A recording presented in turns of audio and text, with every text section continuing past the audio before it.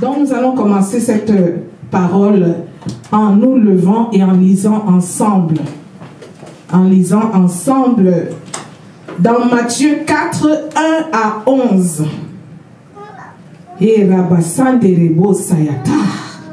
Alléluia. Est-ce que vous êtes tous prêts? On va lire à haute voix, on va proclamer cette parole, on va la déclarer en victoire. Amen, amen. On est prêts?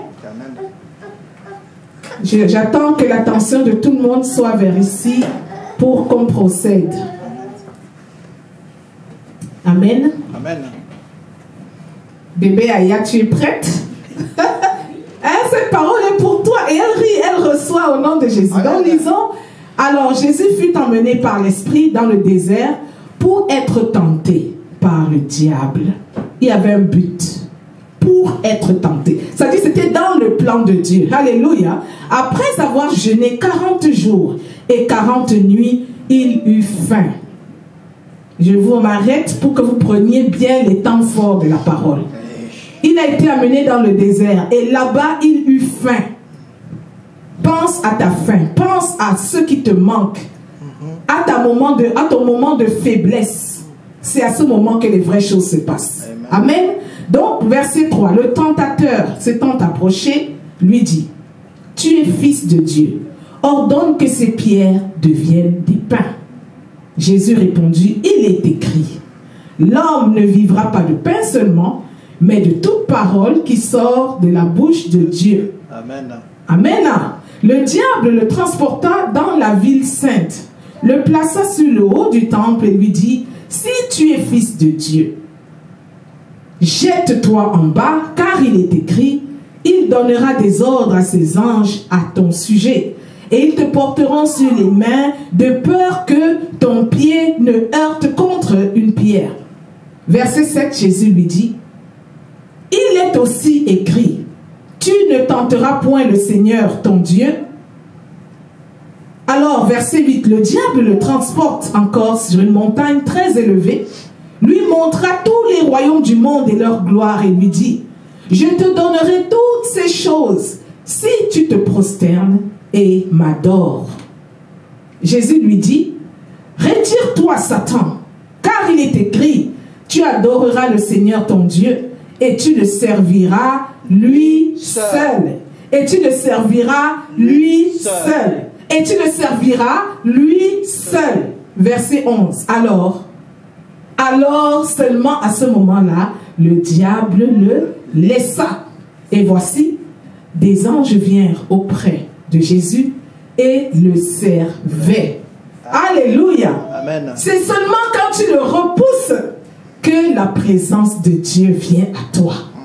Amen. Je réfère juste à l'autre passage qui dit, résiste au diable et il fuira loin de toi. Je colle juste les deux paroles. Et on avance. Que quelqu'un dise avançons. Que quelqu'un dise avance, avance, avance, maman, avance. Alléluia. Toi aussi avance dans la foi. Parce que ça c'est un autre degré de foi. Merci. Il est écrit. Il est écrit. Qu'est-ce qui est écrit pour toi? Jésus savait ce qui était écrit pour lui. Il savait ce qui était écrit, bien qu'étant la parole. Parce qu'on nous dit depuis la Genèse que toute chose a été faite par elle et rien de ce qui a été fait n'a été fait sans la parole. Et on nous dit cette parole-là s'est faite chair.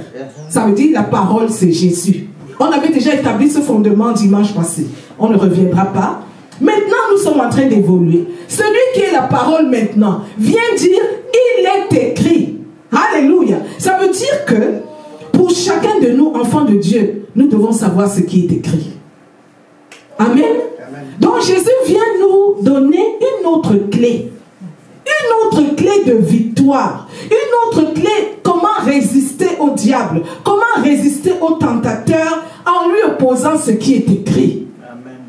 Alléluia. Donc toi et moi, nous devons être au courant. Qu'est-ce qui est écrit dans ta famille? Qu'est-ce qui est écrit dans ta lignée? Alléluia. Qu'est-ce qui est écrit dans ta destinée? Tu dois le savoir. De sorte que quand il vient vers toi, tu sauras ce que tu vas lui dire qui est écrit. Amen. Gloire à Dieu. nous prenons Éphésiens 6, 17 à 18. On va se lever aussi, proclamer cette parole, parce qu'elle accompagne la première parole qu'on a lue.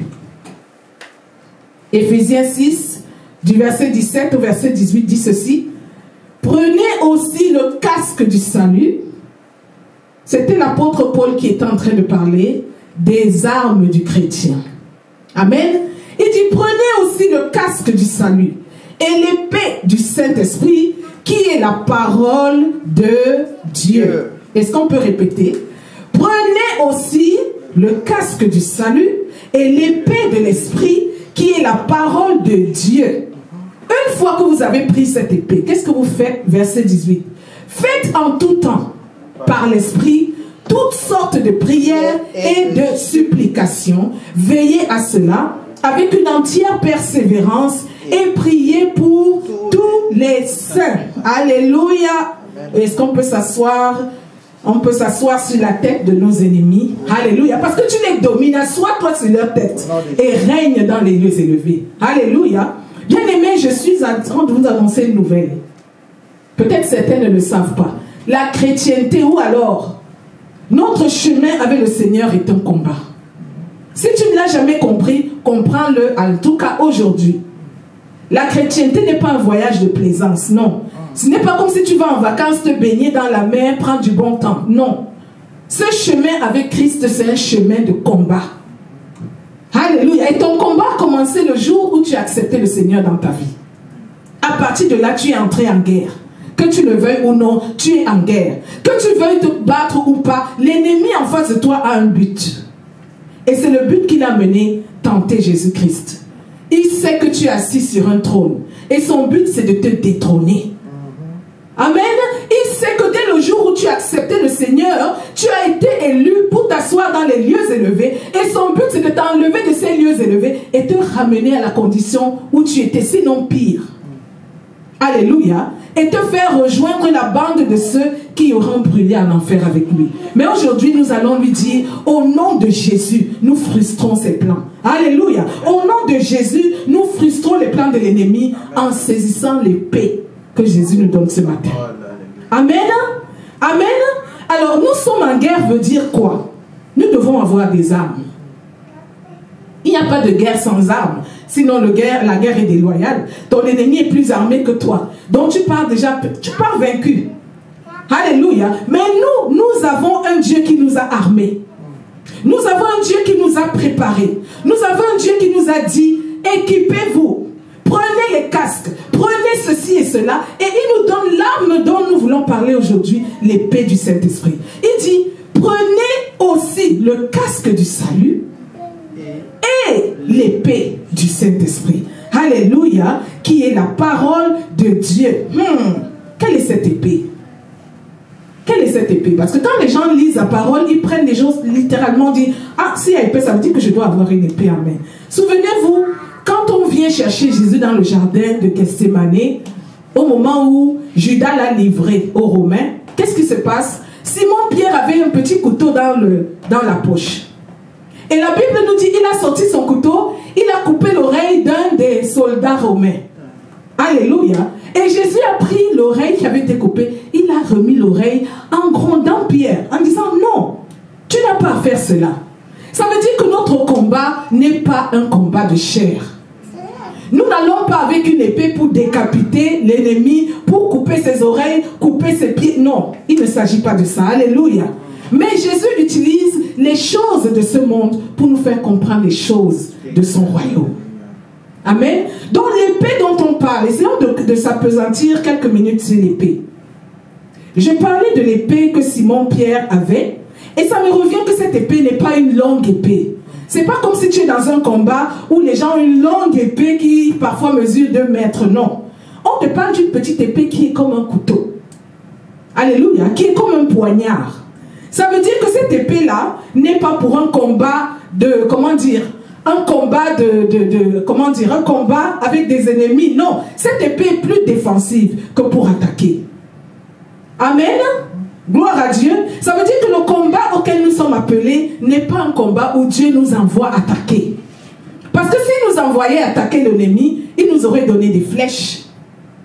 Ça veut dire que la parole aurait parlé des flèches, parce qu'à cette époque-là, les combats se passaient avec des flèches. Et ceux qui se protégeaient, des lances, des longues épées, pour toucher même ton adversaire à distance, ton épée pouvait déjà l'atteindre. Mais si nous parle de cette épée-ci, je suis allée à la recherche de la parole. Qu'est-ce que dit l'épée? C'est quoi cette épée?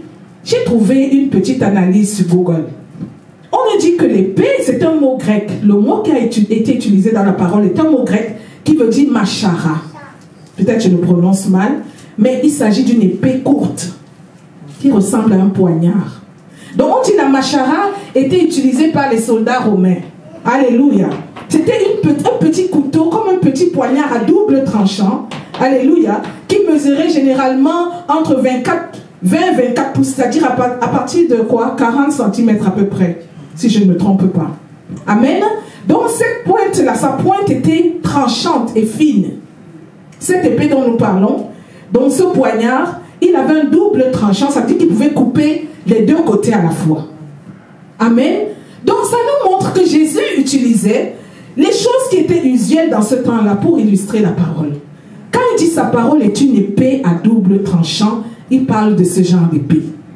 Alléluia. Ça veut dire quand cette poignard-là entre dans la chair, elle divise la chair et les os. Et il prend ça pour nous expliquer que l'épée à double tranchant peut diviser les sentiments de l'homme. Alléluia. Quand elle pénètre ton corps, quand elle pénètre ton esprit, elle sépare ce qui est vil de ce qui est digne. Amen. Tout ça, c'est une épée spirituelle. Amen. C'est une arme spirituelle. Gloire à Dieu. Donc nous comprenons que si c'était un poignard, ça veut dire que le combat spirituel auquel nous sommes appelés n'est pas un combat où nous allons attaquer l'ennemi de loin. Non. C'est un combat de proximité. Que quelqu'un dise de proximité, ça veut dire que ça vient te trouver où tu es. C'est venu trouver Jésus où il était. Alléluia. Où il se tenait pendant qu'il faisait son jeûne de 40 jours. Il faut que le tentateur s'approche plus près de lui pour lui dire, ah, toi là, tu jeûnes, tu pries 40 jours. Pourquoi? Ces choses que tu demandes, juste agenouille-toi devant moi et je te les donne tout de suite. Alléluia. Et il ne choisit pas n'importe quel moment pour venir avec sa proposition. Il attend quand le Seigneur a faim. Quand le Seigneur a faim, quand j'ai faim, c'est là où je suis le plus vulnérable. Analysons cette faim. C'est quoi cette faim? Est-ce que tu as faim? Est-ce que j'ai faim souvent? Quand on jeûne, qu'est-ce qui arrive dans nos vies? Parce que le jeûne, en fait, c'est une privation. C'est un sacrifice. Dans le moment de sacrifice, qu'est-ce qui arrive? Qu'est-ce qui produit la famine? En d'autres termes, qu'est-ce qui produit la vulnérabilité? Parce qu'on veut nous parler de quand tu es faible, quand tu es vulnérable. Ça peut ne pas être la famine physique, mais ça peut être un manque dans ta vie. Ça peut être une désolation que tu vis. Ça peut être un moment désert de ta vie où tu traverses un moment difficile, où tu as subi des disappointments. Tu as été déçu. Tu as été abandonné. Tu as vécu le rejet. Tu trouves que ce que tu as vécu est injuste, n'est pas digne. C'est le moment où le tentateur vient à toi. Amen. Il ne viendra pas quand tu es bien. Il ne viendra pas quand tu es rassasié. Il ne viendra pas quand ta vie est épanouie. Quand tu es sûr de ton Dieu sur lequel tu te tiens. Alléluia. On Christ the soul, lead rock I stand. All other ground is sinking sand. All other ground is sinking sand. Alléluia. Quand tu te tiens en Christ, tout autre territoire, c'est comme quoi? Sinking sand. C'est comme des sables mouvants. C'est comme un territoire qui peut changer à tout moment. Tu n'es pas sûr de où tu te tiens. Il n'y a qu'en Christ que tu as ta sécurité et ton assurance. Alléluia. Parce que lui, il ne te transformera pas en autre chose. Il ne t'abandonnera pas. Il ne te fera pas voir des mirages. Alléluia. Ce qu'il te dit, il le fera. Amen. Amen. Que quelqu'un dit, il fera. Il fera. Il fera. Il fera. Ce qu'il promet. Ce qu'il a dit. S'il l'a dit, il fera. Alléluia. Ça veut dire que c'est quand tu es faible, quand Jésus avait fait, c'est là où le tentateur a trouvé un chemin pour s'approcher. Alléluia. Gloire, gloire, gloire pour cette parole. Parce que Dieu te dit aujourd'hui, ce n'est pas quand tu es fort qu'il viendra. Ce n'est pas quand tu tu as encore la force de jeûner pendant tes 40 jours. Il attend quand les 40 jours seront terminés et que la situation aura l'air de te décevoir. Quand tu diras, mais les choses pour lesquelles j'ai prié, je ne vois pas la solution. Mais Seigneur, est-ce que tu es là? Mais les choses que j'espérais, je ne les vois pas. Quand tu arrives dans ce moment de désolation, où les gens que tu aimais t'abandonnent sans raison, tu es faible. Et le tentateur trouve la force de t'approcher. Amen. Que le Seigneur sécurise notre arrière-garde. Alléluia. Que le Seigneur sécurise ton arrière-garde. Alléluia. Que le Seigneur sécurise ton avant-garde. Alléluia. Que le Seigneur sécurise tes côtés. Alléluia. Parce que c'est quand tu es faible que cet ennemi se présente. Alléluia. Que le nom de notre Dieu soit glorifié dans sa parole. Donc nous avons parlé de la faiblesse. Quand Jésus est faible, quand Jésus a faim, il s'approche. Ma question c'est, mais comment le Saint Jésus, le diable s'approche si facilement de lui? Ça doit te faire réfléchir. Amen. Parce que s'il peut s'approcher de Jésus qui est le Fils de Dieu, qui est la parole de Dieu, qui est Dieu, qui s'est fait chair et descendu au milieu de nous, s'il peut s'approcher aussi facilement, réfléchis à combien de fois il s'est approché de toi. Réfléchis à combien de fois il t'a suggéré des solutions. Ça veut dire que toutes les solutions qui viennent dans notre esprit ne sont pas forcément de Dieu. Exerce ton discernement. Des fois, il te dit, oh, mais tu sais, mais pourquoi tu procèdes ainsi? Tu pouvais juste faire telle chose après tout. Il est écrit que vous, les enfants de Dieu, quand vous faites telle chose, tel autre résultat arrive. Alléluia. Il peut te parler par tes amis. Il peut te parler par les conseillers en qui tu as confiance. Pour te suggérer. Alléluia. Pour te suggérer des plans B. Mais gloire à Dieu. Il t'a donné l'arme aujourd'hui de dire il est écrit. Amen. Que quelqu'un dise il est écrit. Et c'est ce qui est écrit là. Comme on dit chez nous au Cameroun, c'est ça qui est ça. Alléluia. Il n'y a pas autre alternative. Ce qui est écrit, c'est ça qui est ça. Alléluia.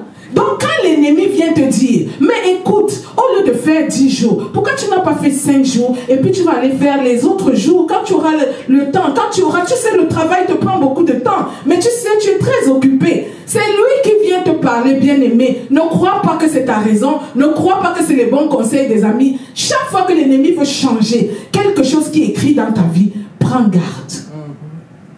Alléluia. Je vous avais dit un jour que les autels spirituels subsiste par la déclaration.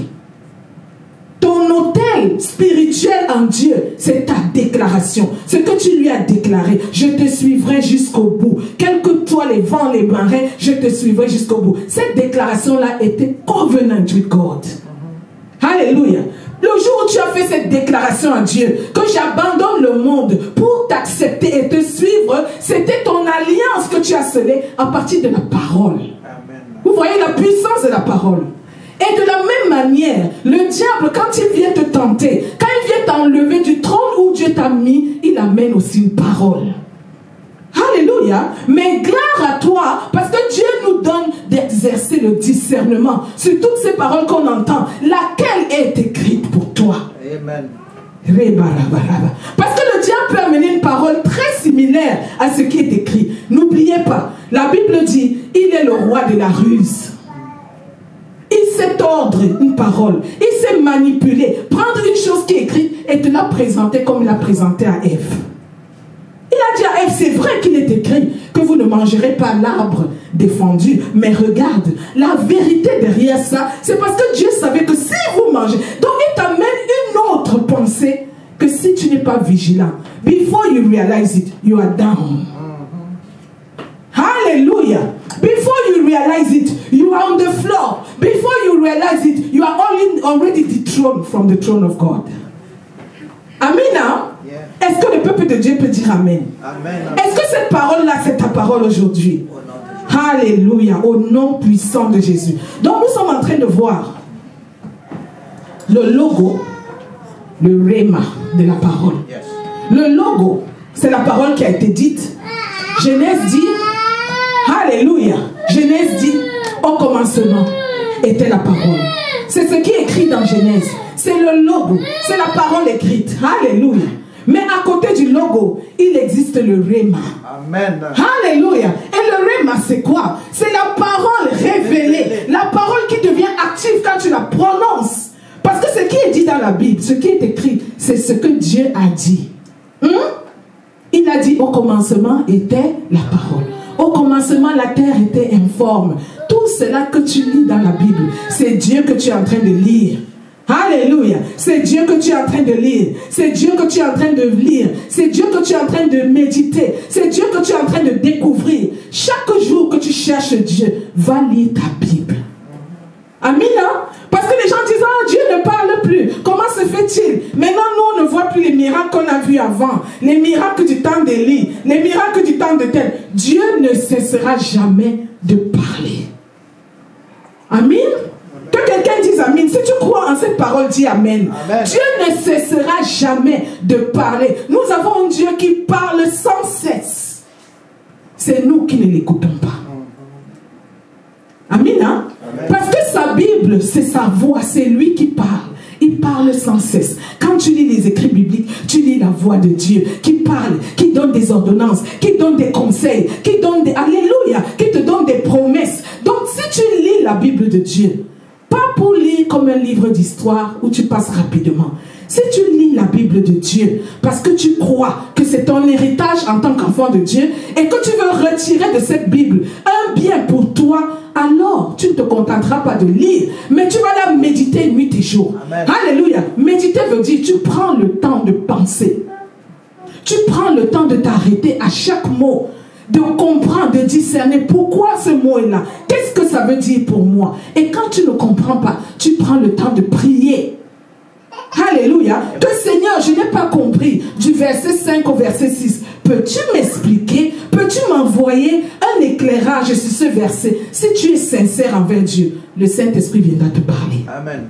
Alléluia. Ou il t'enverra quelqu'un qui va prêcher sur cette parole. Ou il t'enverra quelqu'un qui va partager avec toi pour une meilleure compréhension, un approfondissement de ta connaissance de Dieu. Donc chaque enfant de Dieu, c'est notre devoir. Nous étions à l'époque des élèves à l'école. Et nous savons très bien qu'à l'école, pour passer un diplôme, si tu n'as pas maîtrisé tes matières, tu vas échouer. Quelle que soit ta bonne volonté, quel que soit qui tu es, si tu n'as pas maîtrisé ta matière, tu vas lamentablement échouer. Alléluia.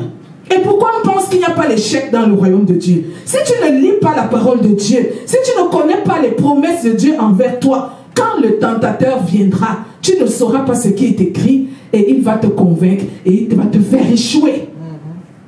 Alléluia. Il va te détrôner d'où Dieu t'a mis et tu vas tomber et tu vas le suivre. Tu vas devenir un de ses disciples. God forbid, alléluia, que Dieu ne permette pas cela dans nos vies, dans le nom puissant de Jésus-Christ. Alléluia. Nous sommes aujourd'hui en train d'acquérir l'épée du Saint-Esprit qui est la parole de Dieu.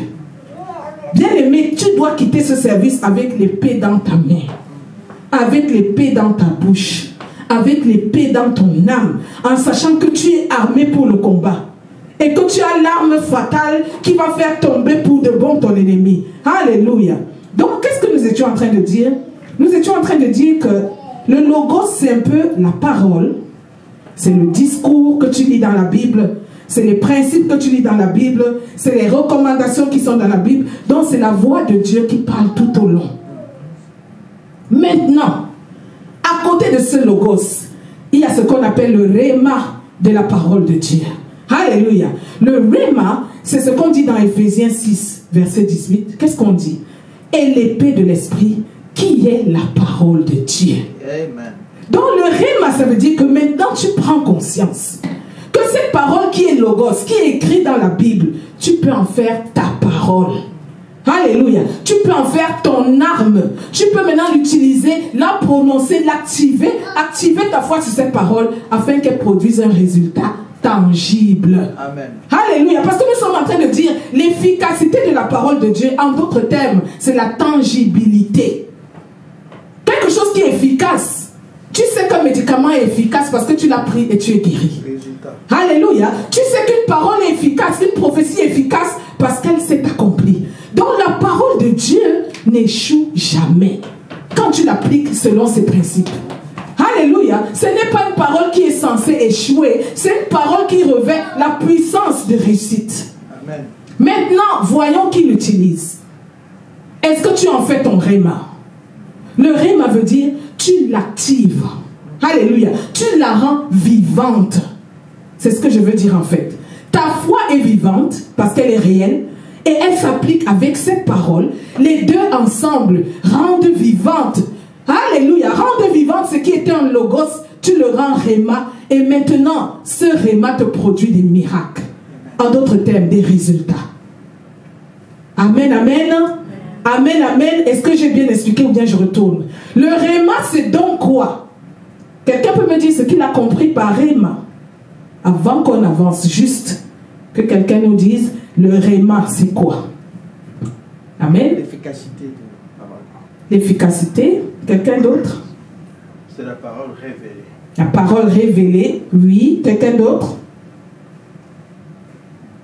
Alléluia. Quelqu'un d'autre? Donc le réma, c'est la parole qui est dite par ta bouche. Amen. Parce que le logos, c'est la parole qui est écrite de la part de l'Éternel. Mais le réma, c'est comment toi tu prends maintenant cette parole et tu la proclames avec la foi, avec la vivacité de ta foi. Cette parole devient vivante. Alléluia. Cette parole devient vivante. Donc quand tu dis à l'ennemi, il est écrit, tu n'es pas en train de blaguer. Quand tu lui dis, il est écrit que dans ma lignée, nous sommes des vainqueurs, tu n'es pas en train de blaguer. Parce que l'ennemi va venir te rappeler les problèmes de ta lignée. Il va te dire, rappelle-toi que dans ta famille, personne n'a jamais dépassé 50 ans en vie.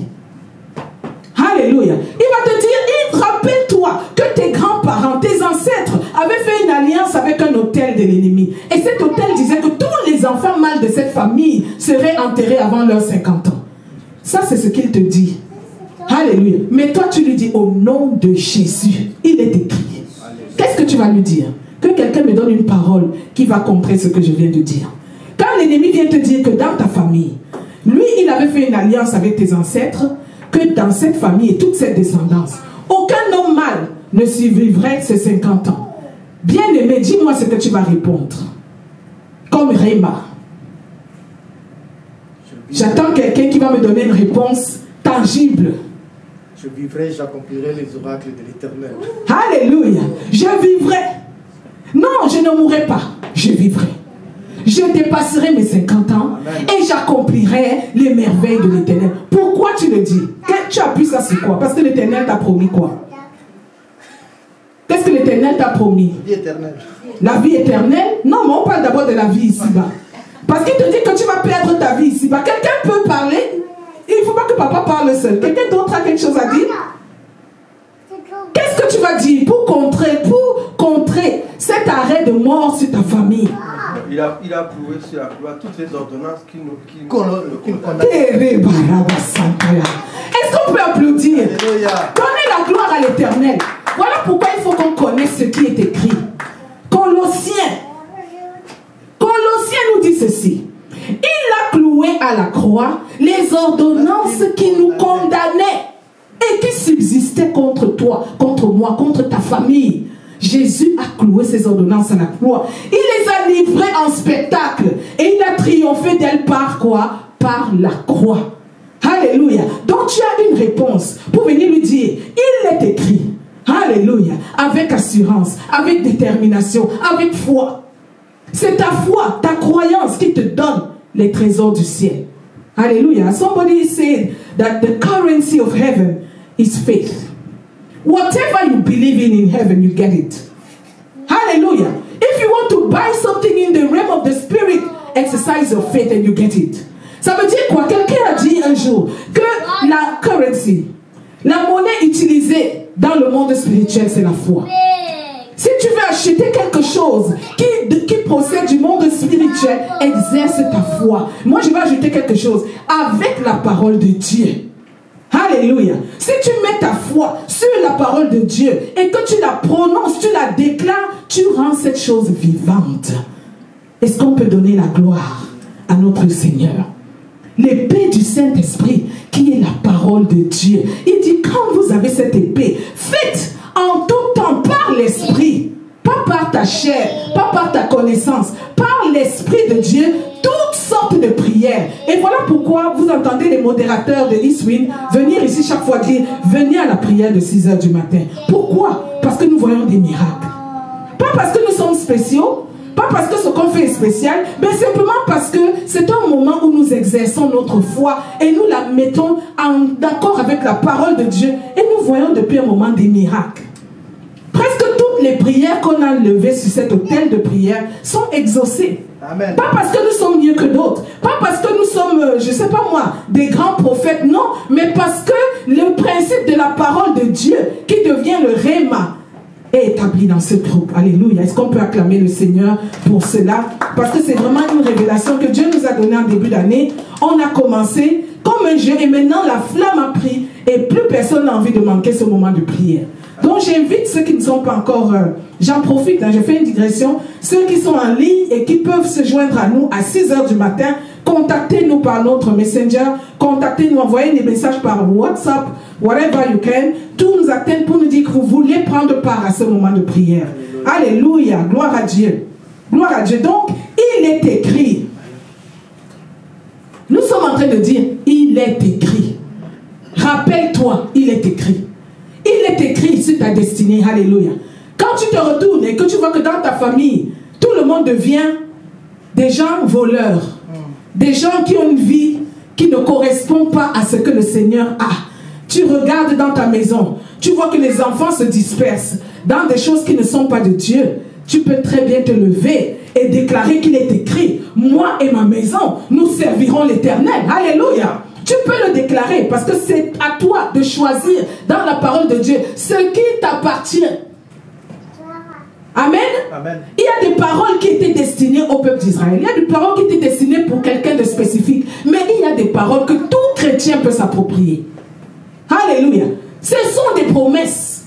Donc nous disons quoi? Dieu n'a jamais cessé de parler. Amen. Dieu parle à travers sa parole. Arrêtez de dire, oh Dieu ne me parle pas. J'étais dans telle situation. J'ai prié, j'espérais en l'Éternel. Je n'ai rien vu. Non, peut-être que tu n'as pas aiguisé ta lecture de la Bible. Alléluia. Alléluia. Peut-être que tu n'as pas consulté Dieu. Parce que quand nous voulons consulter les avocats ici dehors, quand nous avons des problèmes, nous allons chez l'avocat, il nous instruit, il nous dit tout ce qui concerne notre cas, il te dit, bon, pour ce cas, on va évoquer tel article de la loi, voilà ce que tu es, voilà ce à quoi tu as droit, voilà ce qu'on va faire. L'avocat, le conseiller juridique peut te le dire. Ton conseiller juridique spirituel, c'est le Saint-Esprit. Alléluia. Quand tu lis la parole de Dieu, le Saint-Esprit descend sur toi. Il dit, faites par le Saint-Esprit toutes sortes de prières, d'invocations, toutes sortes de consultations, je dirais. C'est-à-dire, tu consultes Dieu en lisant sa parole. C'est ça, méditer. Tu consultes Dieu comme si tu allais chez un docteur, lui dis, j'ai mal au dos, qu'est-ce que je dois faire? Demandez à papa qui a fait des examens récemment. Lui, il va régulièrement à l'hôpital consulter. Donc, il voit de quoi nous parlons. Quand le docteur te parle, nous avons nos oreilles bien tendues, nous écoutons. Pourquoi on écoute plus les docteurs de ce monde que le docteur des docteurs? Alléluia. Corrigeons cette attitude. Nous écoutons plus les docteurs du monde. Nous sommes prêts à écouter tous les psychologues qui amènent des théories qui parfois même n'ont rien à voir, qui parfois même sont diaboliques. Alléluia. J'ai pas envie de dire ça, je suis en ligne, mais je dis parfois, je ne dis pas tous. Tu peux aller consulter un psychologue qui, pour une raison ou pour une autre, est si loin de ta foi que ce qu'il va te dire devient diabolique pour toi. Mais tu l'écoutes attentivement. Tu mets en pratique ses conseils et ses ordonnances. Et tu laisses ton Dieu qui a la sagesse des sagesses. C'est une erreur qui doit être corrigée. Que quelqu'un dise, in the name of Jesus, I will correct that mistake. I correct that mistake in my life. From today, Lord, I will consult you first. Amen. Hallelujah. Quelqu'un disait, who shall we believe? We shall believe the report of the Lord. Quel genre de rapport vas-tu écouter plus que le rapport de ton Dieu? Alléluia. Le Dieu qui voit les temps avant les temps. Le Dieu qui vit dans l'éternité. En fait, il n'y a pas d'âge. Le passé, il était dans ton passé. Il est dans ton présent. Il a déjà projeté ton futur. En fait, il est éternel sur toute ta vie. Amen. Alléluia. Ton docteur ou ton physicien ne voit que la capacité d'intelligence que Dieu lui a donnée. Parce que nous n'allons pas commencer à condamner les docteurs ou les scientifiques. Cette sagesse leur vient aussi de Dieu. Cette intelligence leur vient de Dieu. Mais reste toi, enfant de Dieu, qui a ce Dieu déjà à portée de ta main. Pourquoi ne pas? Comme on dit, comment ne pas le louer? Comment ne pas le consulter? Comment ne pas l'adorer? Comment ne pas le célébrer? Alléluia, on célèbre les exploits de nos docteurs. Quand ton docteur t'a donné une médication et tu as guéri du cancer, tu appelles tous tes amis. Oh, regardez, vraiment, allez chez le docteur tel. Je l'ai consulté, il m'a suivi. Regarde, maintenant, je n'ai plus le cancer. Mais quand Dieu nous délivre de tout ce qui nous délivre, même de ton stress. Vous savez ce que le stress cause à d'autres personnes? Le stress amène des gens au suicide. Le stress amène au divorce. Le stress amène les gens dans des conditions incroyables. Alléluia. Mais Dieu vient et t'enlève ce stress aussi facilement que ça. Et tu ne le célèbres pas. Alléluia. Et tu ne le célèbres pas. We shall correct that mistake. Que quelqu'un dise, I shall correct that mistake. Lord, I will celebrate you. For every single thing you do in my life, I shall celebrate you. For every goodness that you brought unto me, I shall celebrate you. For every miracle that you produce in my life, I shall worship you. Hallelujah. Apprenons à célébrer notre Dieu. Sa parole n'est pas un jeu. Alléluia. Sa parole n'est pas un jeu. C'est une épée, c'est une arme. Alléluia. Et nous allons voir à quel point cette arme est puissante. Parce que nous venons de la lire dans le Nouveau Testament. Mais même dans l'Apocalypse, qui annonce la fin des temps. Regardez ce qu'on dit de la parole de Dieu. Nous allons nous lever pour lire Apocalypse 1, du verset 14 au verset 16. Apocalypse 1, du verset 14 au verset 16. Vous allez voir la puissance de cette épée du Saint-Esprit qui est la parole de Dieu. Nous allons lire, parce que ça c'est une description qui est faite du Seigneur. Là maintenant, Jean a une vision de notre Seigneur Jésus ressuscité. Voyez comment il le voit. Lisons ensemble à partir du verset 13. Je vais vous inviter plutôt au verset 13. Et au milieu des 7 chandeliers, quelqu'un qui ressemblait à un fils d'homme, vêtu d'une longue robe, ayant une ceinture d'or sur la poitrine. Sa tête et ses cheveux étaient blancs comme de la neige, comme de la neige. Ses yeux étaient comme une flamme de feu. Ses pieds étaient semblables à de l'airain ardent, comme s'il eût été embrasé dans une fournaise. Et sa voix était comme le bruit des grandes eaux. Alléluia. Verset 16. Il avait dans sa main droite 7 étoiles. De sa bouche, citons ensemble cela. Lève ta voix et dis-le. De sa bouche sortait une épée aiguë à 2 tranchants. Redisons ça. De sa bouche sortait une épée aiguë à 2 tranchants. Et son visage était comme le soleil lorsqu'il brille dans sa force. Verset 17. Quand je le vis, maintenant c'est Jean qui parle. Quand je le vis, je tombais à ses pieds comme mort. Il posa sur moi sa main droite en disant, ne crains point. Je suis le premier et le dernier et le vivant. Alléluia. Il nous dit, alors qu'il est déjà avec le Père, ressuscité, il dit à Jean qui est encore un être vivant, je suis le vivant. Alléluia. Je suis le vivant. Continuons la lecture. J'étais mort et voici, je suis vivant au siècle des siècles. Est-ce qu'on peut acclamer cette parole? Alléluia. Acclame cette parole. Acclame, c'est la révélation de qui il est. Il vient se révéler à toi et moi aujourd'hui. Dire que l'épée dont on te parle, ce n'est pas un jeu. Cette épée est dans la bouche de notre Seigneur. Alléluia. On dit de sa bouche sortait une épée aiguë à 2 tranchants qui vient confirmer toutes les paroles qu'on a lues auparavant, même celles qui ont été écrites par les apôtres, que sa parole est une épée à 2 tranchants qui sépare les moelles et les jointures. Alléluia. Il vient confirmer que c'est moi-même. J'étais mort, je suis vivant au siècle des siècles. Je tiens les clés. Je tiens les clés de la mort et du séjour des morts. De sa bouche sortait une épée tranchante. Est-ce qu'on peut s'asseoir sur la tête de nos ennemis? C'est lui qui nous donne cette victoire, de s'asseoir sur la tête de nos ennemis. Alléluia. Gloire à Dieu. Donc la parole de Dieu, la parole qui sort de la bouche de Dieu, il la symbolise par une épée tranchante. Et il a voulu que quelqu'un puisse le voir pour venir nous raconter que même s'il est mort, là où il est ressuscité, il est vivant et il tient les clés de ta vie, de ma vie. Alléluia. Il tient les clés de ta victoire, de ma victoire. Cette parole-là qui nous dit d'attacher cette parole dans notre cœur. David disait, je serre la parole de Dieu dans mon cœur pour ne pas pécher contre Dieu. La raison pour laquelle Dieu veut que tu serres sa parole dans ton cœur, c'est simplement parce que au moment où le tentateur viendra, au moment où tu seras dans la fournaise, dans le feu, tu vas t'appuyer sur quoi? Quel est ton appui? Quel est ton appui?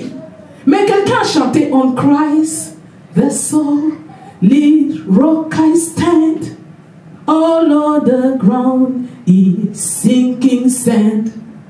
C'est en Christ que je me tiens. Le rocher des âges qui ne chancelle pas. Alléluia. Quand je me tiens sur lui, je sais que je me tiens sur celui qui tient les clés de la mort et de la vie dans sa main. Alléluia. Je sais que je me tiens sur celui-là qui a la bouche, qui a la forme d'une épée tranchante. Maintenant, il nous dit quelque chose par cette parole. Quand tu actives la parole de Dieu dans ta bouche, cette parole-là ne peut pas échouer. Alléluia. Parce qu'il a dit, elle ne retourne jamais à lui sans s'être accomplie. Je ne sais pas comment tu actives la parole de Dieu. Alléluia. Je ne sais pas comment toi, tu actives la parole de Dieu. Mais sache bien aimé, que quand tu actives cette parole, dans le principe de Dieu, avec la foi, cette puissance de la parole va séparer les jointures et les moelles. Alléluia. C'est cette parole qui a ouvert la mer devant le peuple d'Israël. Regardez la puissance d'une parole. Elle a ouvert la mer devant le peuple d'Israël. La Bible dit sa voix, seulement la voix de Dieu, fait enfanter les biches. Alléluia. C'est-à-dire même la biche, l'animal qui porte dans son sein pour enfanter. Dès que la voix de l'Éternel se fait entendre, hop, elle produit l'enfantement. Alléluia. Sa parole libère les captifs. Regardez comment Jésus soignait les gens. Il ne faisait pas grand-chose. Il disait, va et que tes péchés te soient pardonnés. Cette parole seulement, non seulement les péchés de la personne étaient pardonnés, mais la condamnation que la personne vivait est brisée. The yoke is broken and right at that time you are free. Alléluia. Donc il rendait les captifs libres. Par quoi? La parole vivante. Alléluia. La parole vivante. Il rencontre quelqu'un qui est aveugle. Il donne seulement une parole. Pop, la personne retrouve la vue. Il arrive devant la tombe de Lazare qui est mort. Depuis 4 jours, le corps est déjà en train de commencer à sentir, de commencer à se décomposer. Tout ce que Jésus a fait, il a dit, Lazare, sors. Alléluia. Donc, il ne disait même pas, il n'y avait pas d'artifice, il n'y avait pas tellement de, comment dire, d'effets spéciaux. Parce qu'aujourd'hui, nous, on peut crier, on peut taper les tambours, on fait le bruit. Mais Jésus venait seulement dire, Lazare, il dit, ah, dégagez-moi la pierre qui est devant la tombe là. Alléluia. Parce que dans ce temps-là, quand quelqu'un était mort, on le mettait dans une tombe qui était comme un trou, qui était comme un rocher, et puis on roulait la pierre devant ce rocher. Donc quand Jésus arrive devant la tombe de Lazare, il dit, roulez, enlevez la pierre. On enlève la pierre. Il dit, Lazare, sors. Il parle à un mort comme si tu es vivant. Pourquoi? Parce qu'il tient les clés de la mort. Alléluia. Quand tu as les clés, c'est toi qui décides. Tenir les clés, c'est avoir l'autorité de décider. Avoir la souveraineté de décider qui meurt et qui vit. Alléluia. Donc quand il vient devant la tombe de Lazare, il exerce l'autorité de déclarer si Lazare va rester mort ou s'il revient à la vie. Aujourd'hui, que cette autorité de la parole de Jésus parle sur ta vie et ta circonstance au nom de Jésus-Christ. Je ne sais pas ce que toi qui es en ligne, tu traverses. Je vois des gens en ligne en ce moment. Je ne sais pas ce que tu traverses. Mais pendant que nous sommes en train de parler de la puissance de la parole, que le Seigneur te donne, chaque fois que tu vas déclarer ce qui est écrit pour toi, qui te donne la puissance, qui te donne l'autorité, qui donne à cette parole d'accomplir, alléluia, les desseins pour lesquels il a envoyé dans ta vie, sans jamais échouer, au nom de Jésus-Christ. Alléluia. Donc, bâtis ta propre expérience. J'ai envie de te dire aujourd'hui, toi-même, commence à construire ta propre expérience. Jésus, lui, savait ce qui était écrit pour lui. Quand tu rencontres, alléluia, les obstacles dans ta vie, les choses qui retardent, que tu attends depuis longtemps, quelle parole actives-tu? Alléluia. Sur cet esprit de retardement, sur cet esprit de délai, je dirais même un slow motion spirit, qui fait que tout dans ta vie va au ralenti. Ce qui devait te prendre 1 an, ça va te prendre 5, 10 ans. Alléluia. Est-ce que tu vas laisser cette chose se passer? Est-ce que tu vas laisser le tentateur te tenter? Est-ce que tu vas laisser le tentateur te tenter d'abandonner tous les bons projets que tu avais, toutes les promesses que Dieu avait envers toi, parce que tu ne vois pas le succès dans tes entreprises, parce que tu attends depuis longtemps une promesse de Dieu et que la promesse tarde? Jésus te dit, attends-la. Même si la prophétie tarde, attends-la. Alléluia. Attends-la parce qu'elle s'accomplira. Mais quand il te dit d'attendre, il ne te dit pas d'attendre dans le silence sans rien faire. Proclame la parole de Dieu. Rappelle à Dieu les promesses qu'il a envers toi. Alléluia. Exerce ta foi et rappelle-lui que tu crois toujours en lui, que tu n'as pas abandonné. Alléluia. Il a besoin de nous entendre. De la même manière qu'il nous parle tout le temps dans sa Bible, dans sa parole. Lui aussi il veut savoir qu'est-ce que toi tu dis. Qu'est-ce que toi tu dis de tout ce qu'il a dit sur ta vie? Est-ce que tu lis? Est-ce que tu prends connaissance? Est-ce que tu le consultes dans sa parole? Est-ce que tu médites sur cette parole? Est-ce que tu essayes de la proclamer pour voir les effets de cette parole dans ta vie? Alléluia. Qu'est-ce que tu déclares dans ta vie lorsque l'ennemi te persécute? Parce que rappelle-toi, il sera toujours là pour te persécuter. C'est sa fonction. La Bible dit, il est venu tuer, détruire et voler. Amen. Tu dois savoir quel est le rôle de ton ennemi. Tu es dans un combat spirituel. Tu connais peut-être ton rôle, mais tu ne connais pas celui de celui qui t'affronte. Lui là, il vient te tuer. Il vient te détruire. Il vient en finir avec toutes les bontés de Dieu dans ta vie. La question c'est, qu'est-ce que toi tu fais? Jésus n'a pas laissé faire. Jésus lui a dit, il est écrit. Moi je sais ce qui est écrit. Tu ne vas pas me détourner de ce qui est écrit. Mais quand il vient dans ta vie, qu'est-ce que tu fais? Est-ce que tu le laisses faire? Alléluia. Dieu t'a donné des amis qui allaient te marcher, cheminer avec toi. L'ennemi vient, il vous sépare. Toi tu restes, tu dis, ah, ok. You know, ok. It just happened. Dieu te donne un emploi qui devait te donner la prospérité dans ta vie. L'ennemi vient, il manipule ton employeur et on te chasse du travail. Toi tu pars en disant, ok, you know, it always happened to me. Nothing good happens to me. Then you declare your defeat. Alléluia. Et quand tu déclares ta défaite, tu déclares que toi, rien de bon n'arrive dans ta vie. Qu'est-ce que tu veux encore que la parole vienne faire? Tu as déjà déclaré un réma sur ta vie. Alléluia. Voilà pourquoi il nous dit, fais attention à ce que tu dis. Parce que ta bouche là, c'est un glaive à 2 tranchants. Si tu ne fais pas attention, ce qui sort de ta bouche peut être l'épée qui va te tuer toi-même. Et Rabat, je redis ça. Faisons attention à ce que nous déclarons. Parce qu'avant que nous ne réalisions l'impact, les choses que nous avons déclarées deviendront des épées qui vont nous transpercer nous-mêmes. God forbid. Alléluia, God forbid. Que Dieu ne permette pas. Que Dieu te donne, comment dire, l'esprit d'un guerrier.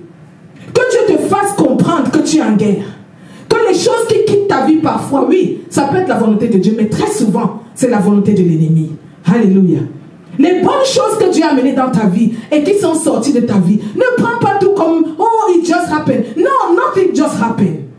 Alléluia. Nothing just happened. You need to know why it happened. And you have a God to consult your God and say, Jésus, pourquoi ça m'est arrivé? Jésus va venir te consoler en disant, ma fille, c'est bon, laisse tomber. J'ai fait sortir les mauvaises personnes pour amener les bonnes personnes. That's good. Ok? Mais dans d'autres cas, c'est l'ennemi qui est venu séparer. Est-ce que tu vas juste te laisser faire? Tu dois te lever dans la puissance de Dieu et dire, au nom de Jésus, il est écrit. Amen. Il est écrit. Et quand tu dis il est écrit, tu dois savoir ce qui est écrit. Maintenant, la question, c'est comment tu sais ce qui est écrit? En lisant la Bible. Amen. En parcourant la Bible. En cherchant ton héritage dans la Bible. Chaque fois que tu vois une promesse de Dieu, note ça quelque part. Alléluia. Il a dit, les enfants, jamais les enfants du juste n'ont mendié pour leur pain. Jamais je n'ai vu l'enfant du juste mendier pour son pain. Et si toi tu es le juste de l'Éternel, et tu vois tes enfants mendier pour leur pain, la pauvreté dans ta maison, lève-toi pour lui rappeler, Seigneur, tu as écrit que jamais l'enfant du juste ne mendiera pour leur pain. Je refuse que mes enfants mendient. Je refuse, Seigneur. Envoie les écluses des cieux sur mes enfants, qu'ils aient l'abondance. Tu peux créer l'abondance avec ta parole. Tu peux créer l'abondance avec la parole de foi. Alléluia. Tu vois que dans ta famille, c'est les divorces successifs. Tout mariage finit par divorce. Ce n'est pas seulement toi, mais c'est tout le monde autour de toi. Ta cousine, ta tante, ta mère, ta soeur. Tu dois te lever, toi, enfant de Dieu, dis, in the name of Jesus, I ban the spirit of divorce in my family. Hallelujah. From today, because I'm a child of God, I say, Lord, what you have united, no one put asunder. Alléluia. C'est ta portion dans le Seigneur. C'est comme si on te donne un héritage et toi tu ne sais pas l'héritage que tu as. Alléluia. Tu peux déclarer à Dieu. Tu l'as écrit dans la Bible que ce que toi tu as uni, que personne ne vienne mettre son doigt. Alors je déclare que ce que tu unis dans ma famille, la main de l'ennemi ne peut pas se séparer au nom de Jésus. C'est une épée. Alléluia, c'est une épée. Tu vois les gens qui sont malades autour de toi et toi tu as la puissance de déclarer la guérison, tu ne le fais pas. Toi aussi quelque part, tu n'es pas un responsable spirituel. Alléluia. Parce que quand tu vois la maladie autour de toi, tu vois le chaos, tu vois la calamité, tu vois les gens dans la drogue, tu vois les gens dans les addictions et tu passes et dis, ah, je ne sais pas ce qu'on peut faire vraiment. Ça fait des années, on a déjà parlé. Il n'écoute pas. Il est toujours dans l'addiction. Il continue avec la drogue. Oui, si tu le prends comme ça, il va continuer jusqu'à ce que la drogue aura raison de sa vie. Mais si tu te lèves, que tu saisis l'épée de la parole de Dieu, que tu saisisses l'épée de la parole de Dieu, et tu dis que that's why the Son of God was made manifested. Jean 10, 10. Voilà pourquoi les œuvres de Dieu ont été révélées, afin que les œuvres des ténèbres soient confondues. Alléluia. Et tu confonds les ténèbres avec la parole de vie. Il est écrit. On va se lever et proclamer. Il est écrit. Il est écrit. Qu'est-ce qui est écrit dans nos vies? Qu'est-ce qui est écrit dans ta vie?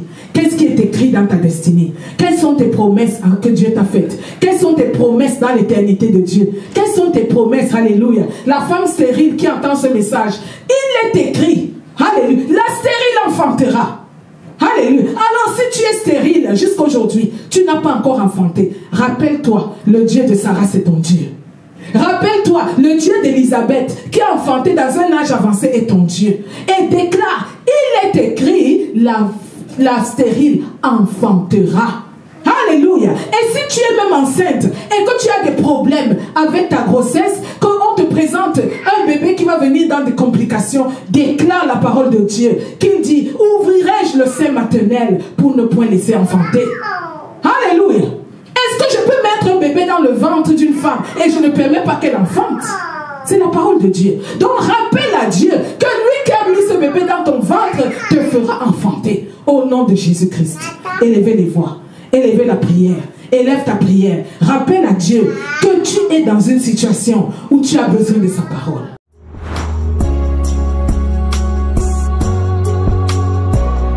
East Wind Ministries. Seeking God.